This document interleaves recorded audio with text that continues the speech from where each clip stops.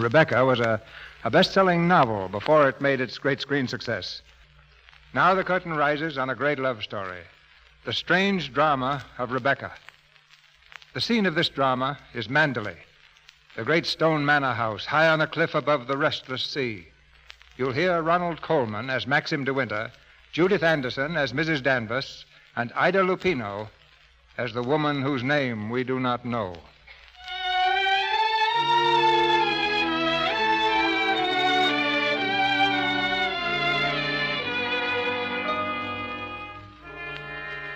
Last night, I dreamt I went to Manderley again. It seemed to me I stood by the iron gate leading to the drive. But for a while I could not enter, for the way was barred to me. Then, like all dreamers, I was possessed of a sudden with supernatural powers and passed like a spirit through the barrier before me. The drive wound away in front of me, twisting and turning, and finally, there was Manderley. Manderley, secretive and silent. Time could not mar the perfect symmetry of those walls, but I knew I looked upon a desolate, empty shell. We can never go back to Manderley again. That much is certain. But sometimes, in my dreams, I do go back to the strange days of my life which began for me in the south of France. There, on a great cliff, towering above the sea, I first saw him. He was looking down, staring at the rocks below. And then suddenly, I thought I saw him. No, stop! What the devil are you shouting about? Who are you? What are you staring at? Oh, I'm so sorry. I didn't mean to stare, but you were so close to the edge of the cliff, I was afraid that... You were. Well, what are you doing here? Well, I was only walking. I came up the path Well, get on with your walking. Don't hang about here screaming. Go on.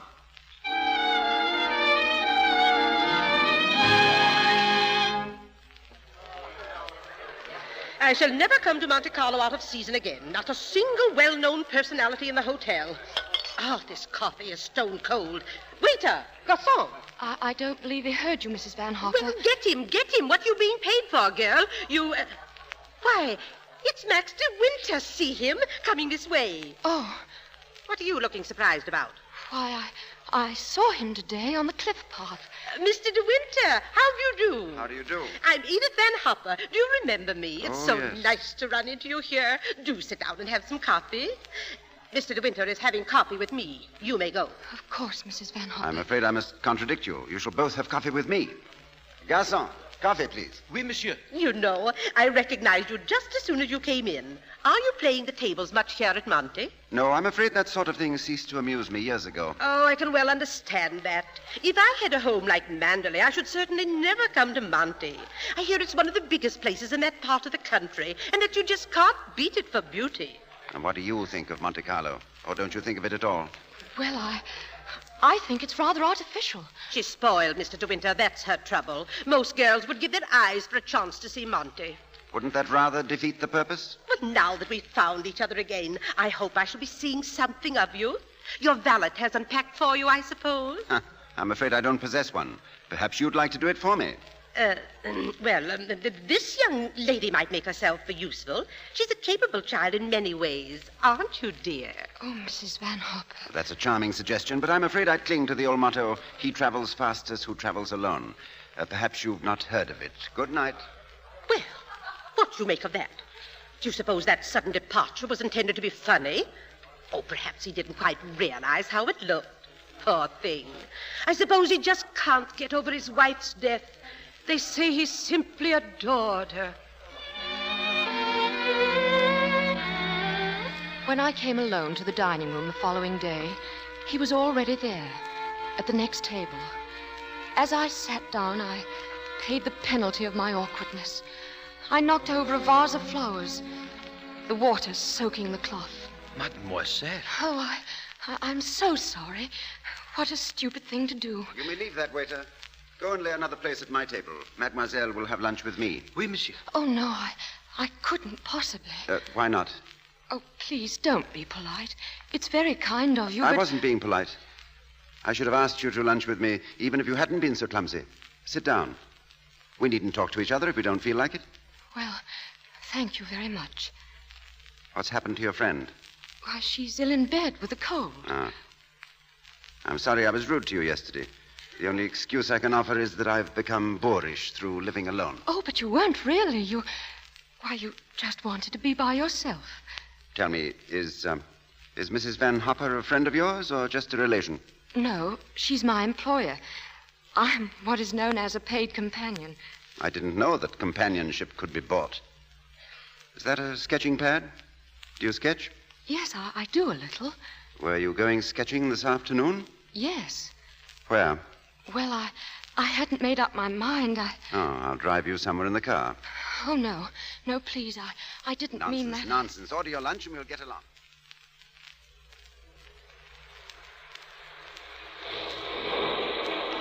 Well, you've taken long enough with that sketch. I'll expect a really fine work of art. Well, you're not a very easy subject. Your expression keeps changing all the time. Does it? Well, I'd concentrate on the view instead if I were you. It's much more worthwhile. Rather reminds me of our coastline at home. Do you know Cornwall at all? Oh, yes. Yes, I went there once on a holiday. I remember. I was in a shop there, and I saw a postcard with a beautiful house on it right by the sea. I asked whose house it was, and the old lady said, "Why, that's Manderley." Yes, Manderley is beautiful, but to me it's just the place where I was born and have lived in all my life. Now, I don't suppose I shall ever see it again. Oh, well, we're lucky not to be home during the bad weather, aren't we? You know, I can't ever remember enjoying swimming at home until June, can you? But the water's so warm here, I could stay in all day. But do you know, there's a dangerous undertow, and there was a man drowned here last year. But I never have any fear of drowning, have you? Why did you say that? Well, have I said something wrong? Oh, I didn't mean to. Oh, well, come along. I'll take you home.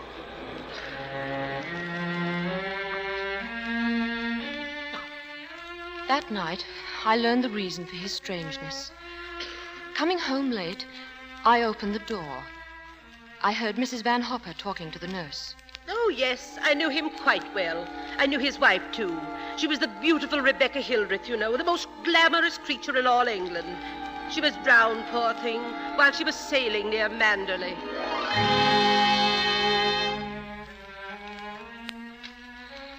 Oh, I'm glad it can't happen twice. That fever of first love. I've forgotten much of Monte Carlo, of those morning drives with him, of where we went and of what we said. But I've not forgotten how I trembled as I sat beside him.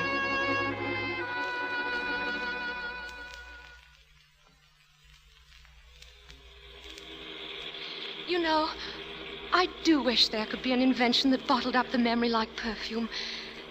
And then whenever I wanted to, I could just uncork the bottle and live the memory all over again. And what particular moment in your young life would you want to keep? Oh, all of them. All of these last few days. Sometimes, you know, those little bottles contain demons that have a way of popping out at you, just as you're trying most desperately to forget. Yes, of course. And stop biting your nails. Oh, I didn't know I was. Mr. De Winter, would you please tell me why you asked me to come out with you? Oh, it's obvious that you want to be kind, but why do you choose me for your charity? I asked you to come out with me because I wanted your company. You've blotted out the past for me more than all the bright lights of Monte Carlo. But if you think I asked you out of kindness or charity, you can leave the car now and find your own way home. Go on. Open the door and get out. Here. Take my handkerchief. You'd better blow your nose. Thank you, Mr. De Winter. And please, don't call me Mr. De Winter. I've a very impressive array of first names. George, Fortescue, Maximilian. But you needn't bother with them all at once. My family call me Maxim.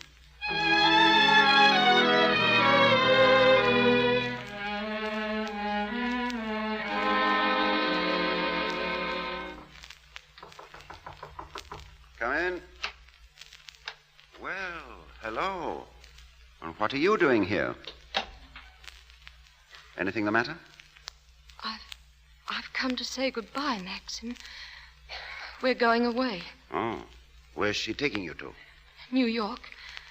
Oh, I don't want to go. I shall hate it. I shall be miserable.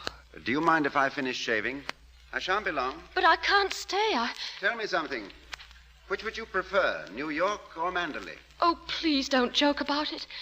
Mrs. Van Hopper's waiting. So I'd better say goodbye now. I'll repeat what I said. Either you go to America with Mrs. Van Hopper, or you come home to Mandalay with me.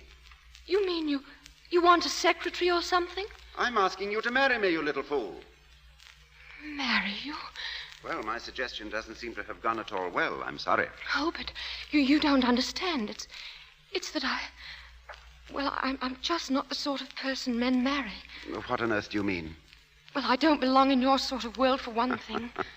What is my sort of world? Well, Mandalay. Oh, you know what I mean. Well, I'm the best judge of whether you belong there or not. Of course, if you don't love me, that's a different thing. A fine blow to my conceit, that's all. Oh, but I do love you. I love you most dreadfully. I've been crying all morning because I thought I'd never see you again. Bless you for that. I'll remind you of this one day, and you won't believe me. It's a pity you have to grow up.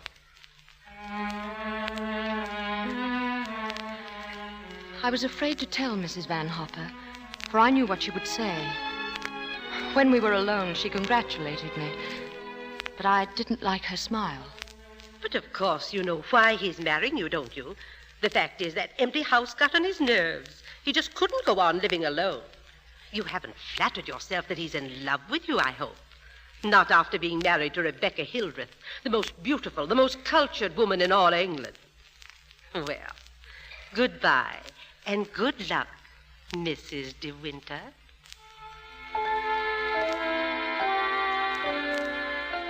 We were married that evening in a little village near the sea. And in early May, we came to Mandalay. It was raining as we drove through the high iron gates. The drive twisted and turned as a serpent. And then suddenly, there was the house. Mandalay. A thing of grace and beauty, and yet somehow almost frightening. As we came into the great hall, I saw that it was crowded with people, the staff of the house and the estate. They stood silent and curious, gazing at me. And then someone advanced from the sea of faces. She was tall and gaunt, dressed in deep black, and her prominent cheekbones and hollow eyes gave her a sort of skull's face. And this is Mrs. Danvers. You won't have to worry about the house at all, darling. Mrs. Danvers takes care of everything. Oh, good evening, Mrs. Danvers. Good evening, madam. I have everything in readiness for you. Well, that's so good of you. Will you go to your room now, madam, or will you have tea in the library? Why, I don't think The room first, Mrs. Danvers. Yes, sir. This way, if you please, madam. I hope you approve the new decorations of these rooms, madam. Oh, I didn't know it had been changed. What did it look like before, Mrs. Danvers? It had an old paper and different hangings. It was never used much, except for occasional visitors. Oh, then it wasn't Mr. De Winter's room originally. No, madam. He has never used the east wing before. The only good view of the sea is from the west wing. Mrs. Danvers, I suppose you've been at Mandalay for many years. I came here when the first Mrs. De Winter was a bride. Oh, I do hope we'll be friends, Mrs. Danvers. But you must be patient with me. You see, this sort of life is, well, it's so new to me. And I do want to make a success of it and make Mr. De Winter happy. So I know I can leave all the household arrangements to you. I hope I shall do everything to your satisfaction, madam. I have managed the house since Mrs. De Winter's death, and Mr. De Winter has never complained. Well, I think I'll go downstairs now. Certainly, madam. The room in the west wing I was telling you about is there, through that door. It's not used now. It's the most beautiful room in the house. The only one that looks down across the lawns to the sea. It was Mrs. De Winter's room.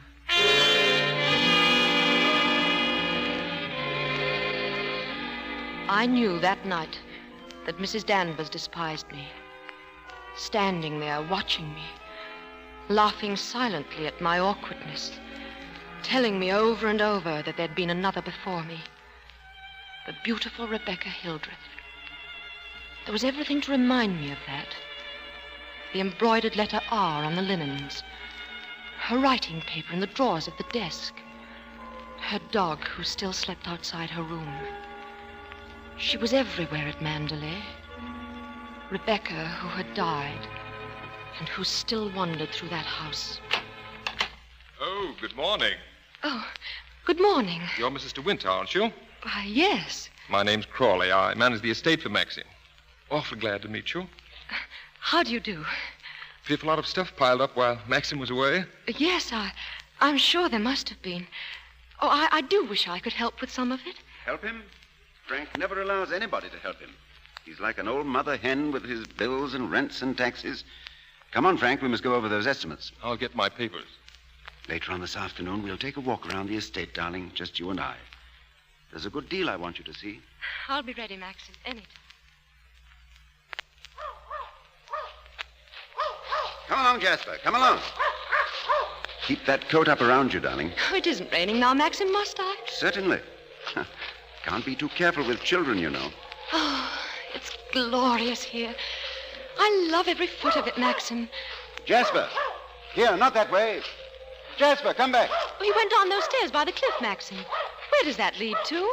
Oh, it leads to a little cove where we used to keep a boat. Oh, let's go down there. No, it's only a dull and uninteresting stretch of sand, just like any other. Oh, please, Maxim. Some other time, dear, not today. Oh, listen. Is that Jasper? Oh, there must be something wrong. Perhaps he's hurt himself. He's all right. Leave him alone. Oh, I think I'd better go and see. No, come back. Don't bother about him. He can't come to any harm. He'll find his own way back.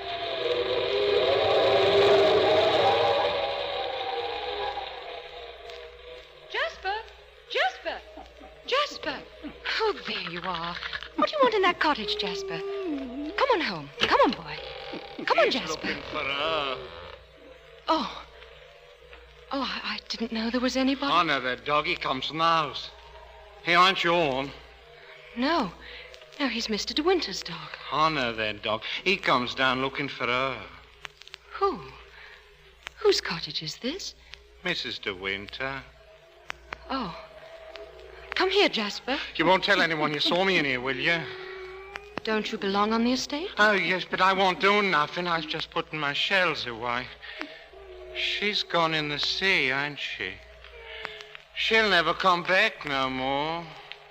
No. No, she'll never come back. Come on, Jasper. Come on, boy.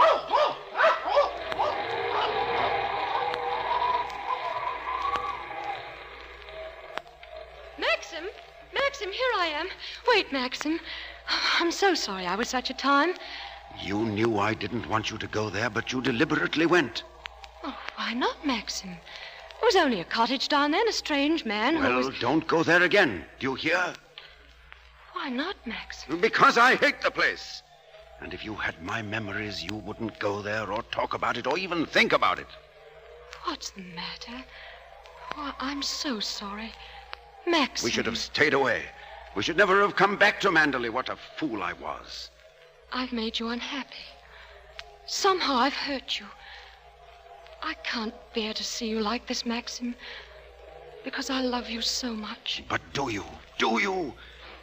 Oh, I've made you cry. Forgive me. I sometimes seem to fly off the handle for no reason at all, don't I? Come. We'll go home and have some tea and forget all about it. Yes. Yes, let's forget all about it.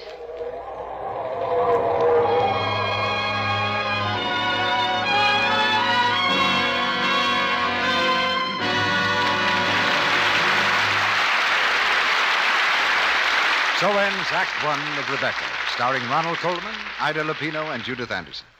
Mr. DeMille brings you Act Two in just a moment. Now, our producer, Mr. DeMille. We begin the second act of our play, starring Ronald Colman as Maxim De Winter, Judith Anderson as Mrs. Danvers, and Ida Lupino as the woman who is now Mrs. De Winter, the woman who is telling this story of Rebecca.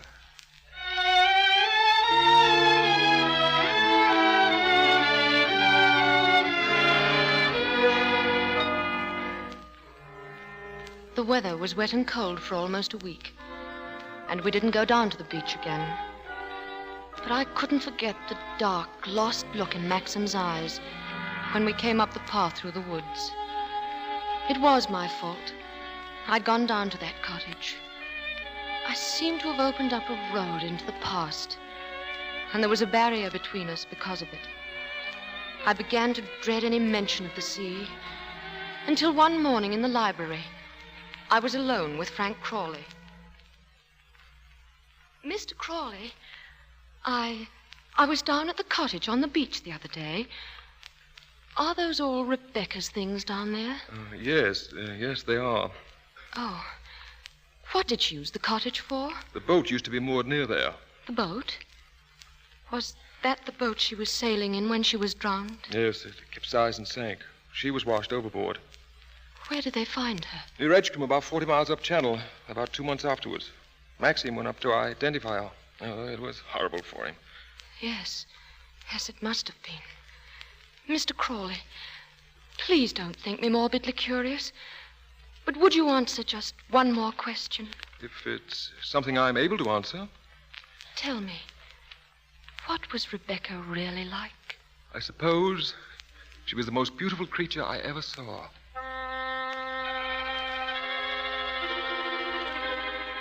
Maxim had to go up to London at the end of June. Some business of the estate. Frank Crawley had gone along with him, and I was alone at Mandalay. I was surprised one evening to hear voices coming from the west wing, from the room that was once Rebecca's. I really don't think it was wise of you to come here, Mr. Jack. Oh, nonsense. It's been just like coming back home. And I must say I feel a little like the poor relations sneaking around through back doors. Well, toodaloo, Danny. Goodbye, Mr. Jack, and please be careful. I will, don't worry. Oh, hello. Good evening. Danny, all your precautions were in vain. The mistress of the house was hiding behind the door. Oh, but I wasn't really. I wasn't. I heard voices in here. What about presenting me to the bride, Danny? This is Mr. Favell, madam. How do you do? How do you do? Will you have some tea or something? Now, isn't that a charming invitation? I've been asked to stay to tea, Danny. It's rather late. Oh, well, perhaps you're right. And we mustn't lead the bride astray, must we? Well, goodbye. Oh, and I know what was wrong with our introduction. Danny didn't tell you, did she? I'm Rebecca's favorite cousin. Toodaloo.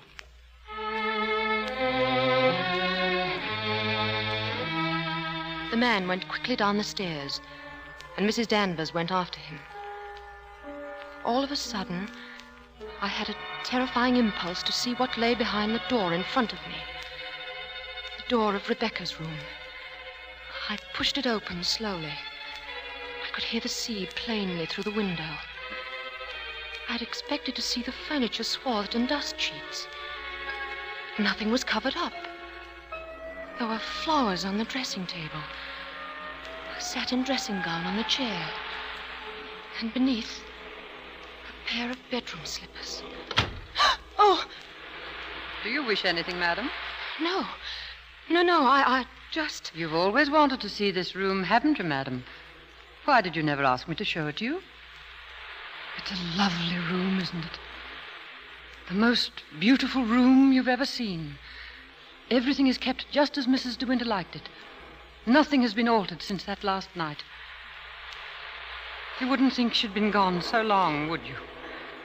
Sometimes, when I walk along the corridor, I fancy I hear her just behind me, that quick, light step. I couldn't mistake it anywhere. It's not only in this room. It's in all the rooms in the house. I can almost hear it now. Do you believe the dead to come back and watch the living? No, I don't believe it. Sometimes I wonder if she doesn't come back here to Mandalay and watch you and Mr. De Winter together. You look tired. Why don't you stay here a while and rest? Listen to the sea. It's so soothing. No, Listen to it. Listen to the sea. I won't listen. I won't.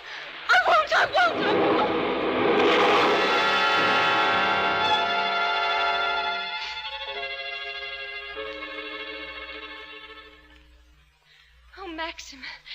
Maxim, I'm so glad you're home again. Hey, you're joking me.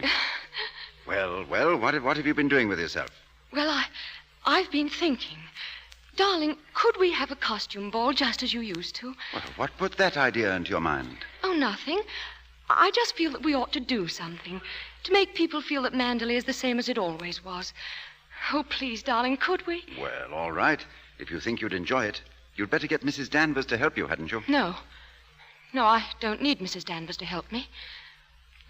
I can do it myself, Maxim. All right, my sweet. But Mrs. Danvers did help me. It was she who suggested that I design my costume after one of the family portraits in the gallery. A lovely young woman in a white dress with great puffed sleeves.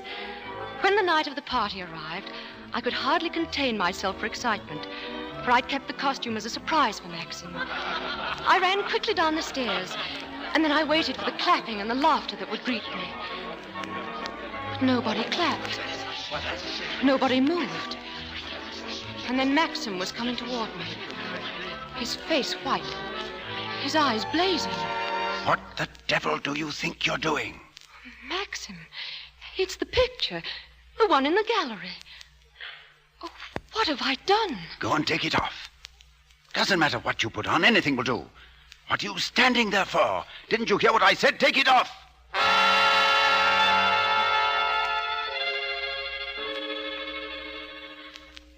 I watched you go down the stairs, just as I watched her a year ago. Even in the same dress, you couldn't compare with her. Same dress. You knew it. You knew that she wore it, and yet you deliberately suggested I wear it. Why do you hate me?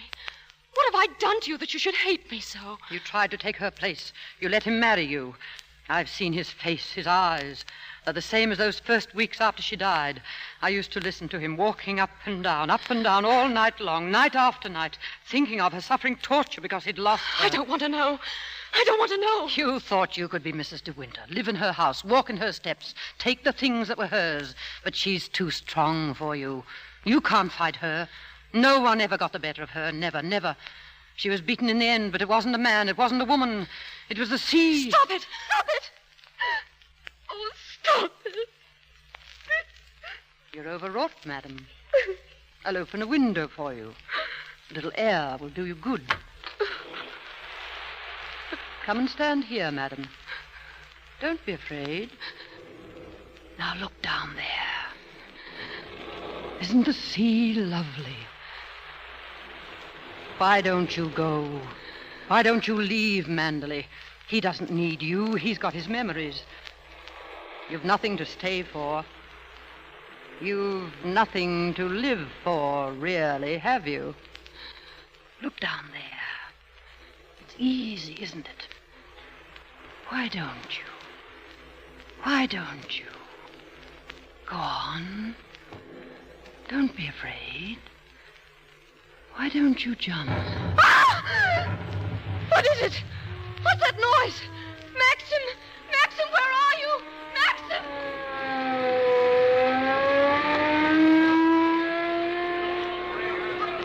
What is it? What is it? What's happened? Shipwreck. There's a ship aground sending up rockets. Robbie, notify the Coast Guard. Shipwreck.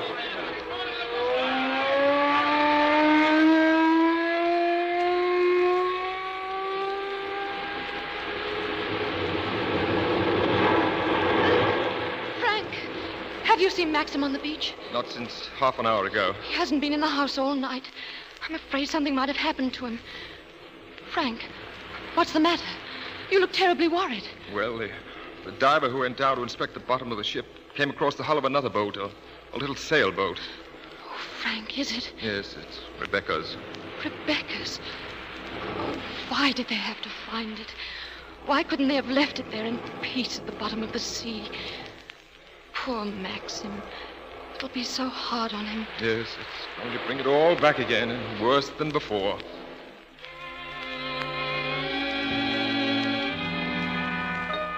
I searched the beach frantically for Maxim, but there was no sign of him. Then suddenly I came upon the boathouse, Rebecca's cottage. There was a light burning dimly in the window. I pushed open the door, and there in the light of the dying fire, I saw the tortured face of Maxim. Hello. Come in. Maxim, you haven't had any sleep. Have you forgiven me? Forgiven you? For last night, Maxim. My stupidity about the costume. Oh, that. I'd forgotten. Oh, Maxim, can't we start all over again? I don't ask that you should love me. I won't ask impossible things. I'll be your friend and companion. I'll be happy with that. You love me very much, don't you? But it's too late, my darling. We've lost our little chance of happiness. No, Maxim, no. It's all over now. Rebecca has won. Her shadow has been between us all the time, keeping us from one another. She knew that this would happen. What are you saying, Maxim? They sent a diver down. He found another boat. I know. Rebecca's boat. The diver made another discovery. He broke one of the ports and looked into the cabin. There was a body in there. A body? Well, then she wasn't alone. There was someone sailing with her. No, you don't understand. There was no one with her. It's Rebecca's body lying there on the cabin floor. Oh, no. The woman that was washed up at Edgecombe, the woman that is now buried in the family crypt, that was not Rebecca. That was the body of some unknown woman, unclaimed, belonging nowhere. I identified it, but I knew it wasn't Rebecca. I knew where Rebecca's body was, lying on that cabin floor on the bottom of the sea. How did you know, Maxim? Because I put it there. You? Will you look into my eyes and tell me that you love me now? Oh, Maxim. You see, I was right. It's too late. No, it's not too late, Maxim. You're not to say that. We can't lose each other now. We must be together always. We may only have a few hours, a few days. Oh, Maxim, why didn't you tell me before? Sometimes I nearly did, but you never seemed close enough. How could we be close when I knew you were always thinking of Rebecca? How could I even ask you to love me when I knew you loved Rebecca still? What are you talking about? You thought I loved Rebecca? I hated her. Hated her? I was carried away by her, yes, enchanted by her as everyone was. But I never had a moment's happiness with her. She was incapable of love or tenderness or decency. You didn't love her? Do you remember that cliff where you first saw me in Monte Carlo? Well, I went there with Rebecca on our honeymoon.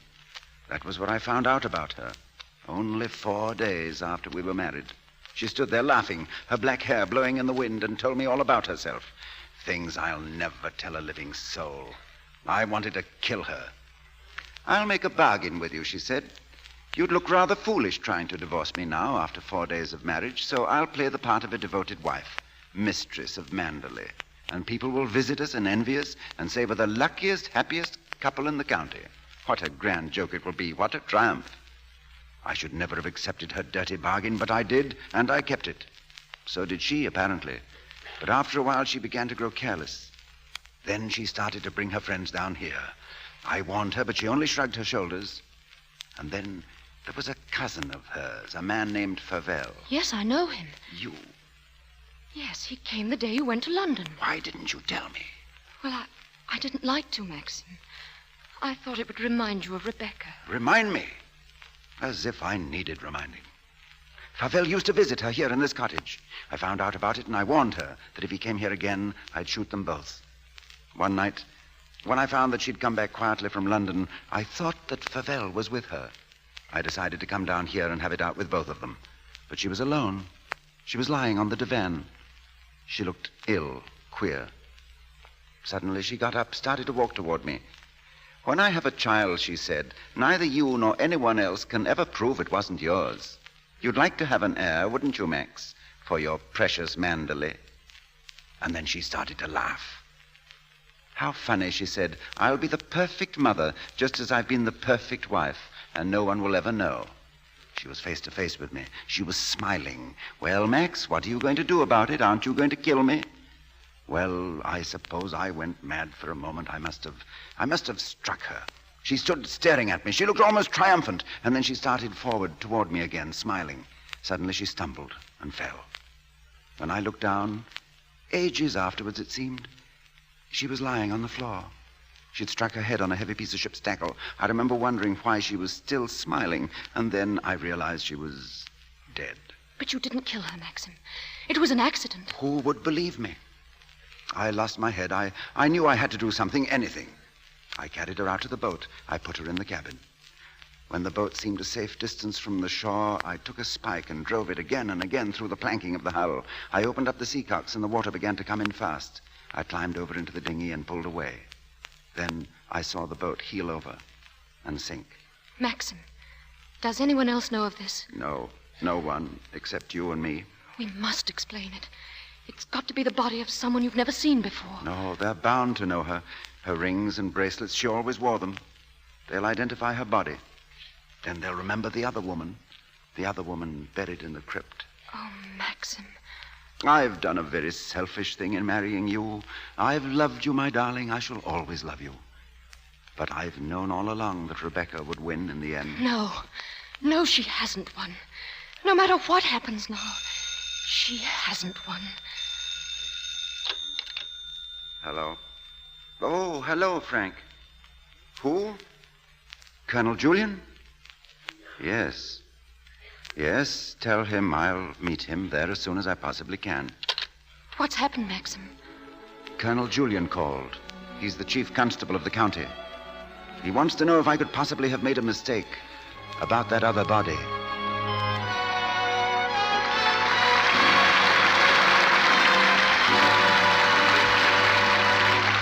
Mr. DeMille presents Ronald Coleman, Ida Lupino, and Judith Anderson in Act 3 of Rebecca after a brief intermission. We pause now for station identification. This is the Columbia Broadcasting System.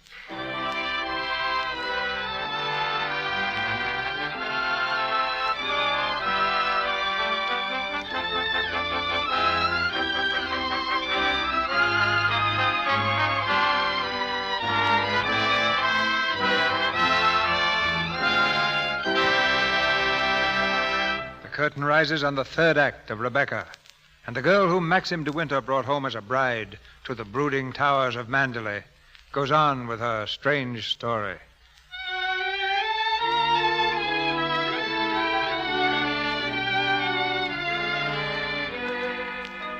The body they had found in the boat was identified as Rebecca de Winter. There had to be an inquest, of course. Maxim was calm. Almost too calm. I think that frightened me even more. Sorry to drag you back for further questioning, Mr. De Winter. You've heard the statement of the boat builder, Mr. Tabb. I wonder if you can help us in any way. I'm afraid not. The holes in the planking were evidently made from the inside. Can you think of any reason for that? Of course I can't think of any reason. Then, since Mrs. De Winter went sailing alone, are we to believe that she drove those holes herself? You may believe what you like. Can you enlighten us as to why Mrs. De Winter should have wanted to end her own life? I know of no reason whatever.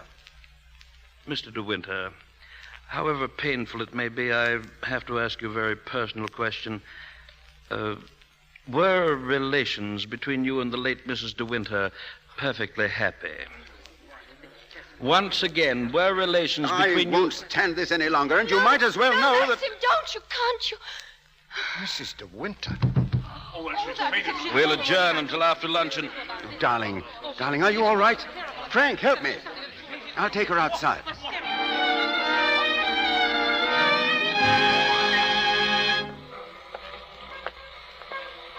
Careful, darling. There's no rush. I'll take you to the car. Oh, Maxim, it was so foolish of me fainting like that. Hello. Maxim, it's that Favell. And how does the bride find herself today? What do you want, Favell? How are you, Max? I was rather worried about you when I heard about the inquest. That's why I came down. Yes, I'm touched by your solicitude, but if you don't mind... Well, my guess is that they'll turn in a verdict of suicide. That is, of course, unless something unforeseen occurs. What do you mean? Well, I have a strong feeling that before the day is out, somebody's going to make use of that rather expressive, though somewhat old-fashioned term, foul play. Go on. You see, Max, I find myself in a rather awkward position. You've only got to read this note to understand it's from Rebecca. She wrote it to me the day she died. What makes you think that note would interest me? Oh, I'm not going to bother you with the contents now, but I can assure you that it's not the note of a woman who intends to drown herself that same night. You know, Max, I've often wondered what it would be like to retire to the country. I've never figured out what it would cost a year, but I'd like to talk about it with you. Darling, Mr. Favell and I have a little business transaction on hand. I think we'd better conduct it over at the inn. They may have a private room there. But, Maxim... Are you all right now, dear? Yes, Frank will be here in a moment. Ask him to find Colonel Julian. Then come over to the inn immediately. Come on, Favell, let's go.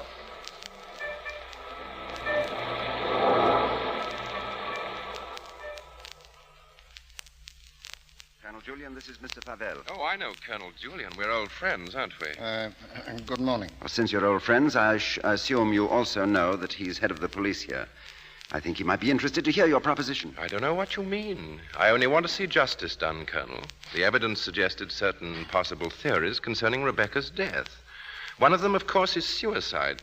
Now, I have a little note here which puts that possibility quite out of court. You read it, Colonel? Yeah.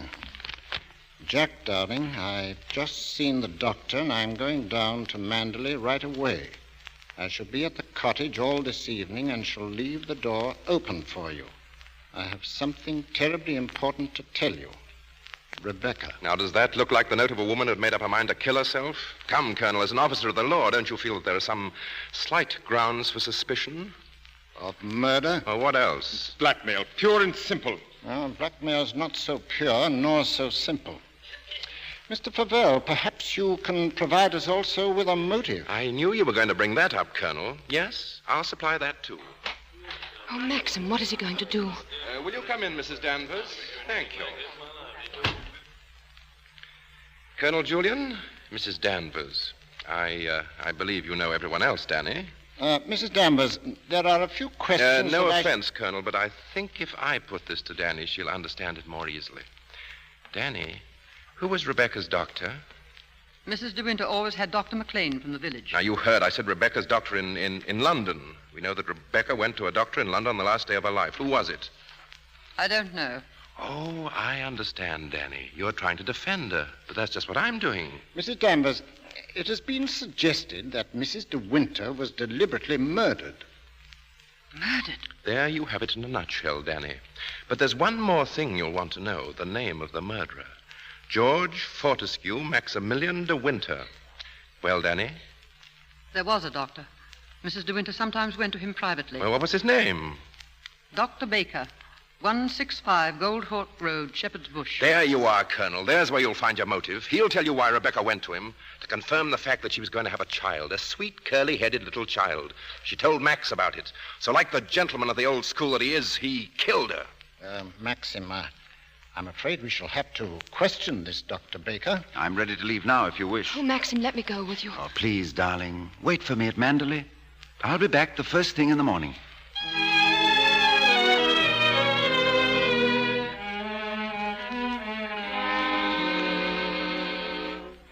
You say you never had a patient by the name of Rebecca De Winter? Never. You're sure of that, Dr. Baker? Of course. Here are all the appointments for that day. Ross, Campbell, Stedall, Perino, Danvers, Matthews... Danny, what the devil? Did you read that name again? Did you say Danvers? Why, yes, I had a Mrs. Danvers for 3 o'clock. What did she look like? Can you remember? Oh, yes, I remember her quite well. She was a very beautiful woman. Tall, dark, exquisitely dressed. Rebecca! The lady must have used an assumed name, Doctor. Ah, is that so? This is a surprise. What was the matter with her? My dear sir, there are certain Now, ethics... could you supply a reason, Dr. Baker, for Mrs. De Winter's suicide? For her murder, you mean? She was going to have a child, wasn't she? Come on, out with it. No, she was not, Mr. Favell. But she was very seriously ill. She was not going to have a child? And that was what she thought, but my diagnosis was different. She wanted the truth, and I told her. She had only a few months to live. A few months? Perhaps even less. There was nothing could be done, nothing that she could do except wait. Did she say anything when you told her? Oh, she smiled in a queer sort of way. Oh, yes, I remember she said something that struck me as being very peculiar at the time. When I told her it was a matter of months, she said, "Oh, no, Doctor, not that long." You've been very kind. You've told us all we wanted to know. I should like to have a talk with you, Mr. Favell. Well, I didn't know that. I thought... Will we be needed at the inquest any further, Colonel Julian? No. I can see to it that Maxim's not troubled any further. Thank you, sir.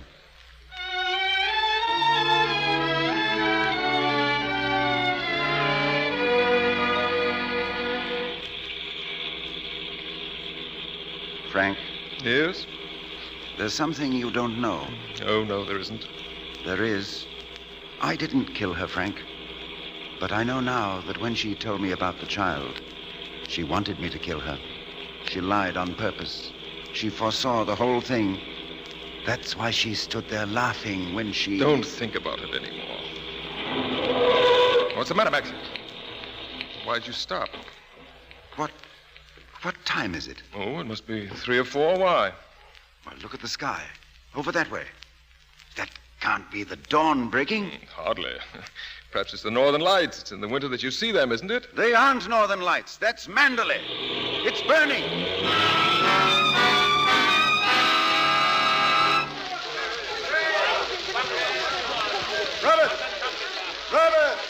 Robert, have you seen Mrs. De Winter? Where is she? Maxim here. Darling. Oh, thank heaven you've come back to me. Are you all right? Yes, I'm all right, Maxim. But Mrs. Danvers, she's gone mad. She started the fire. She said she'd rather destroy Mandalay than see us happy here. There she is at that window, the west wing. Oh, Maxim, she'll be killed. Ow!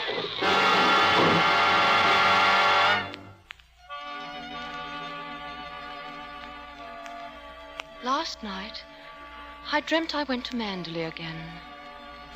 As I stood there, hushed and still, I could swear that the house was not an empty shell, but lived and breathed as it had long ago. But Mandalay is no more, and we're happy now, Maxim and I, for all our fears and suffering lie buried in its ruins.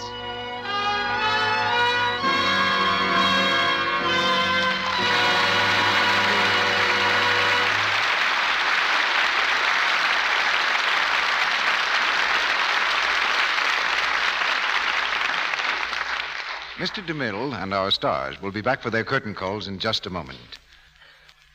Now, here's Mr. DeMille with our stars. Ronald Coleman, Ida Lupino, and Judith Anderson are here at the microphone again. And with them, we have a special guest tonight, the producer of the motion picture Rebecca, Mr. David O. Selznick. Thank you, C.B. Purely as a member of the audience who enjoyed this radio play, I'd like to congratulate my old friend Ronald Coleman, Ida Lupino, and Judith Anderson on the fine performances they gave. David, we were all delighted you could be here tonight. I think it's wonderful when a producer spends his day off watching someone else produce. You seem to enjoy that part especially, Mr. Selznick. Well, I was as interested as though I'd never heard the story before. But then DeMille Productions have been moving and entertaining audiences ever since I can remember. Good night. Good night. Good night. And this certainly was a blue ribbon night.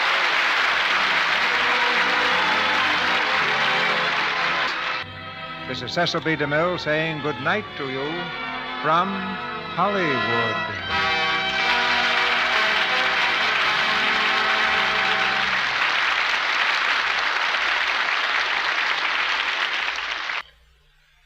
Heard in tonight's play were Roland Drew as Frank, Dennis Green as Favell, Verna Felton as Mrs. Van Hopper, Frederick Warlock as Colonel Julian, Hans Conried as Dr. Baker, and Lou Merrill as Coroner. Our music is directed by Louis Silvers, and your announcer has been Melville Ruick.